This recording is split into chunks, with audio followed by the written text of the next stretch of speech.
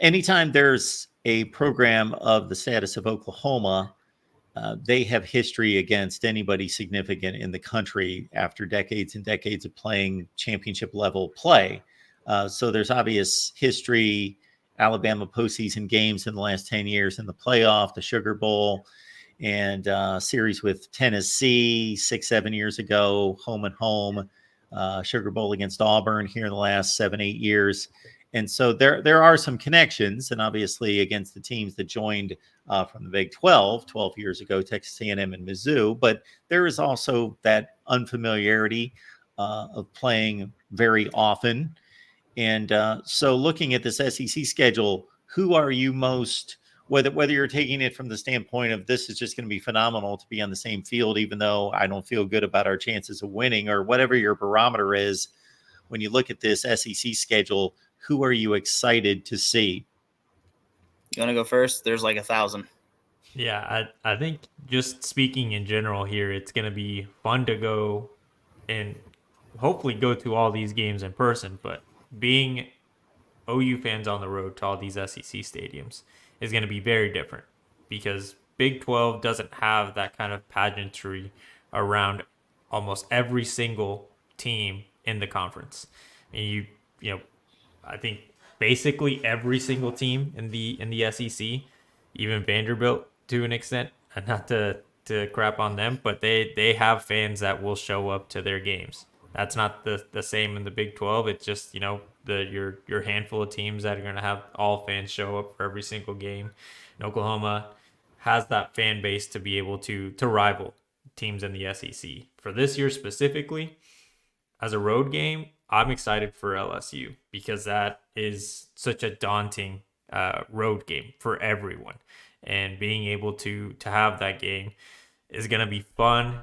A little intimidating because it's the last game of the season. But I was talking to a friend of mine not too long ago, and I think it benefits Oklahoma not just for our expectations, but uh, for what to be prepared for. For LSU being the last game of the season on the road, we'll know what Oklahoma is as a team, and the team, the coaches, the players should know how to prepare for these kinds of road games. Specifically LSU, obviously not, but they should know the kind of hostility that SEC fans are going to show them once they show up and step on that football field, because it's going to be different than going to anything that they've been to before. Maybe comparable to Red River, but even still, I'm not sure that that's even a fair comparison to SEC fan bases around the country. So yeah, that Red River game, I think, yeah, it doesn't take a backseat to anybody in my mind, but I agree. The SEC thing is a lot of fun. But as far as games to look forward to, for me at least, that September 21st is the home opener for us in the SEC. We got Tennessee coming to town. I think that's going to be electric. That's our first time playing in the SEC. We're at home. Tennessee's coming to town. Tennessee's got a lot of high hopes too, so that should be fun. Then the game before Thanksgiving, you got Alabama coming to town. I'm definitely making the trip for that one. That's going to be, it's Alabama, right? And then they're coming to Norman for the first time since 2003 or something like that. I can't remember the exact year it was, but it's a game Oklahoma won. And then for road games go, yeah, LSU. Being the last game of the season at Baton Rouge, hopefully there's a lot at stake for both teams. Hopefully it's a game that, has a lot of college football playoff implication on the line, and I can see it being that way. That should just be a lot of fun. Absolutely. Very interesting situation going to the SEC from the standpoint of, vibe, atmosphere, just different opponents, seeing a different jersey. That's got to be exciting.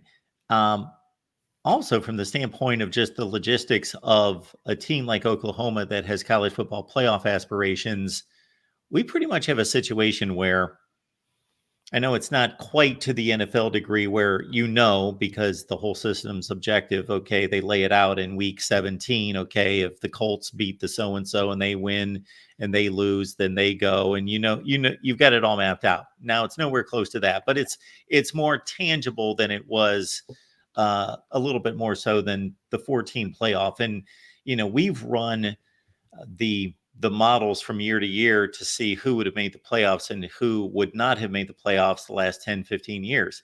And it's pretty much, especially in the Big Ten and the SEC, where those schools are going to get the benefit of the doubt and the respect. 10-2 is pretty much your dividing line. If you're 10-2, you're in the playoffs out of the SEC. If you're 9-3, you're probably not going to make it just based on record. But if you're overly impressive and played top teams really close, you may get the nod. But that's been pretty much the dividing line.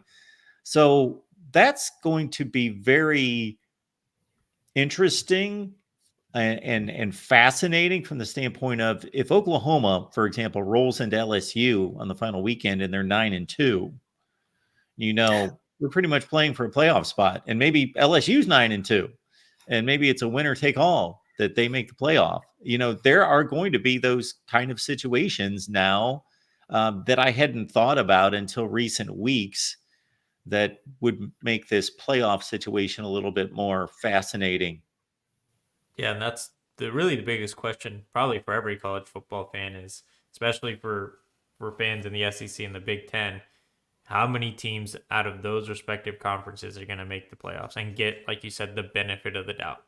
Because I'm sure Big 12 fans, ACC fans are going to look at the end of the year, look at the rankings, the AP poll, whatever rankings come out at the end of the year, and think, man, this conference isn't getting enough respect because we're probably going to get snubbed for an SEC or a Big Ten team. At least that's what it seems like the sentiment is before we even see how this 12-team format plays out.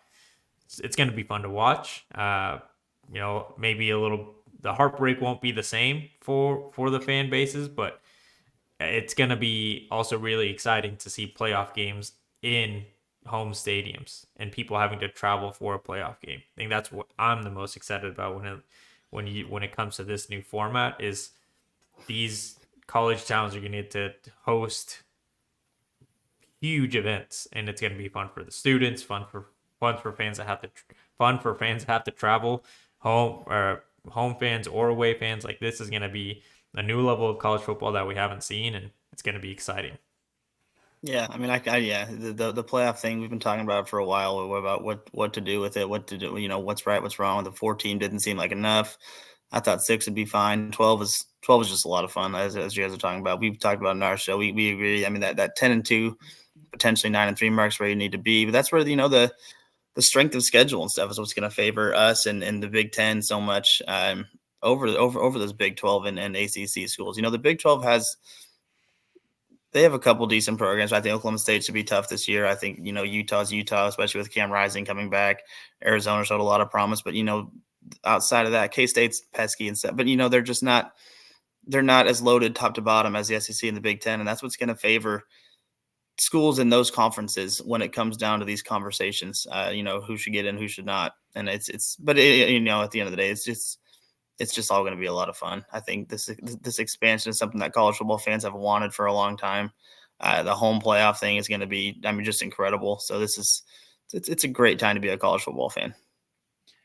Yeah, I completely agree with Big 12 people who claim it's going to be the most fun league to watch and the most competitive. I totally agree with that. I don't know who's going to win the games. I can say I think Utah is going to be really good, and Kansas State and Oklahoma State. And then after that, it's a muddled mess.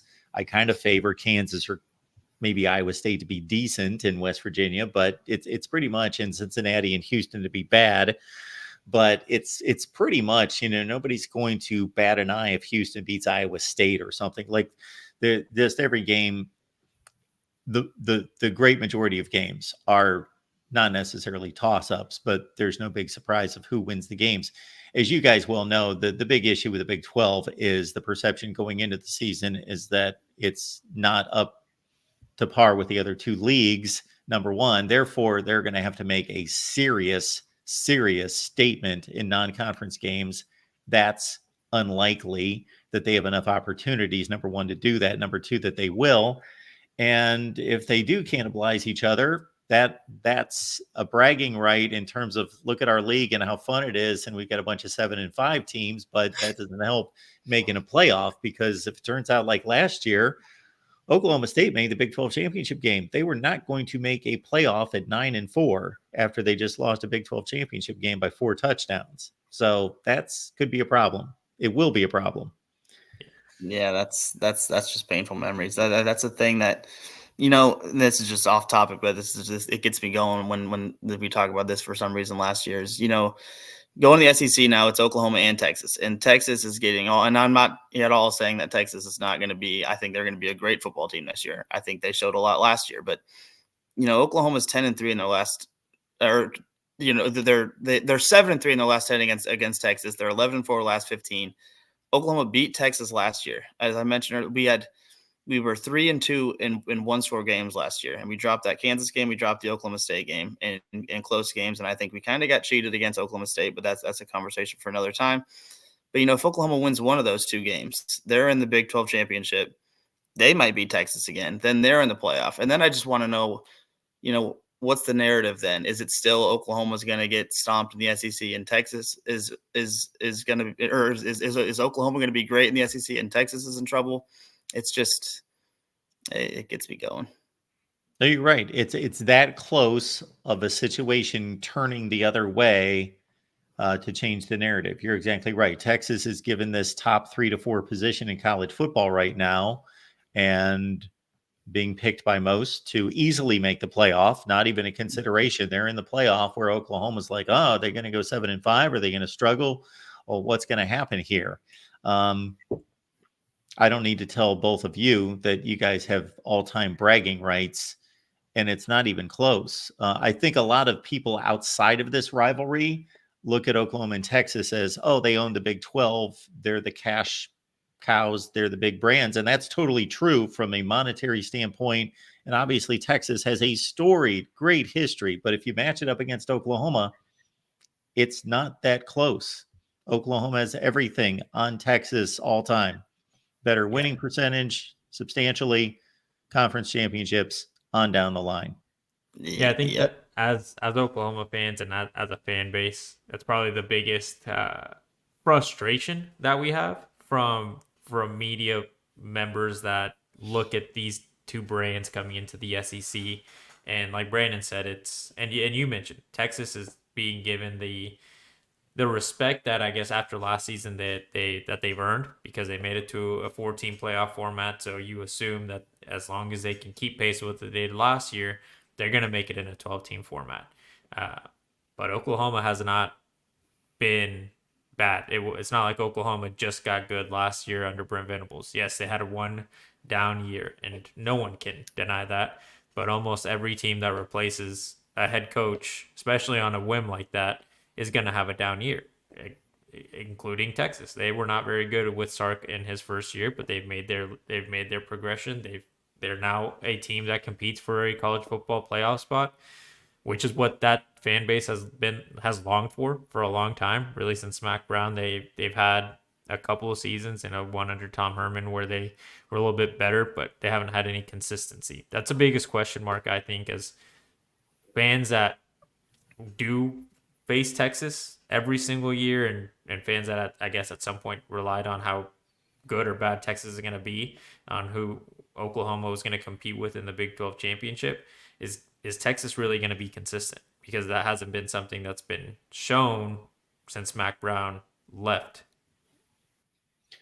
I also think a lot of people nationally were just looking for something different. And while Baylor winning the Big 12 is different, that doesn't bring the cachet that Texas does. So they've been waiting for Texas to come back. And as you guys have both very well stated, and certainly something that I've stated a number of times during this offseason, the difference between the two seasons wasn't much. Just once you get that playoff bid, then you magically separate from everyone else, and you're a playoff team. And they played reasonably well against Washington, almost won the game miraculously. Yeah. And Oklahoma loses a game that, and you guys know what the deal is here, being Oklahoma, if you win the bowl game against Arizona, well, it's just a dumb bowl game. They don't matter anymore. You lose the bowl game, and what's wrong with you? You lost your bowl game. So, yeah. Oh, yeah. That's the way it goes. What the deal is. Yeah. Two Plain Sports, everyone. It's right here on YouTube. So unless you guys have anything else to let people know about, I think it's a pretty easy click away for everyone. Just Two Plain Sports is right here on YouTube. It'll pop right up in the search bar if you give it a look. Yeah, we appreciate you having us on here. It was awesome. Absolutely. Great discussion. Good to see both of you, and thanks for breaking down some Oklahoma football for us. Yep. Sir, have a good one. We'll see you next time.